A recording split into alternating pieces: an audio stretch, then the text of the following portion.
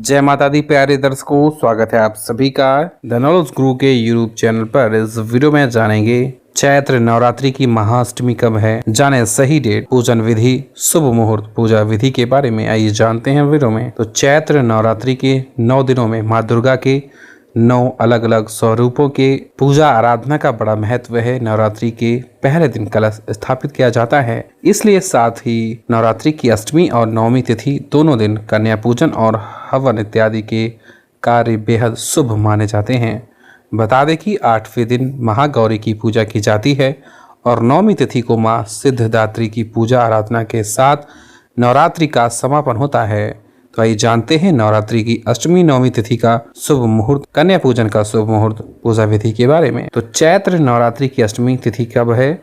तो दृक पंचांग के अनुसार चैत्र नवरात्रि की अष्टमी तिथि का आरंभ 15 अप्रैल को दोपहर 12:11 पर हो रहा है और इसका समापन 16 अप्रैल को दोपहर 1:23 पर होगा। इसलिए उदया तिथि के अनुसार 16 अप्रैल को महाअष्टमी मनाई जाएगी और इस दिन कन्या पूजन का कार्य शुभ रहेगा। अब जान लेते हैं चैत्र नवरात्रि की नवमी तिथि।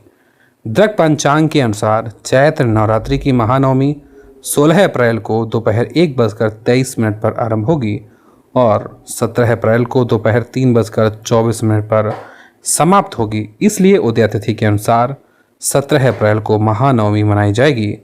यह नवरात्रि का आखिरी दिन होता है, इस दिन को महानवमी भी कहते हैं।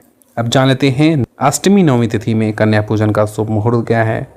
अष्टमी तिथि को सुबह 11:55 से दोपहर 12:47 तक अभिजीत मुहूर्त में कन्या पूजन कर सकते हैं। वहीं महानवमी के दिन कन्या पूजन का शुभ मुहूर्त सुबह 6:27 से लेकर सुबह 7:51 तक रहेगा।